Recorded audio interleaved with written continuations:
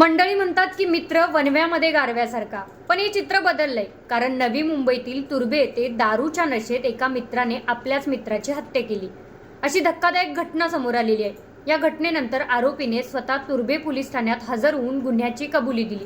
ही माहिती तुर्भे पोलीस ठाण्याचे वरिष्ठ पोलीस निरीक्षक आबासाहेब पाटील यांनी दिली. पोलिसांनी दिलेल्या माहितीनुसार मृत आणि आरोपी हे दोघेही चांगले मित्र होते आणि ते एकत्र राहत होते. यांच्यात अनेकदा दारू पिऊन भांडणे होत असत, अशी माहिती समोर आली आहे.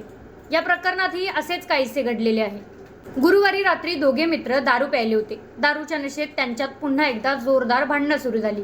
हे भांडण इतके विकोपाला गेले की रागाच्या भरात आरोपीने स्वतःच्या मित्राच्या मानेवर धारदार वस्तूने हल्ला केला.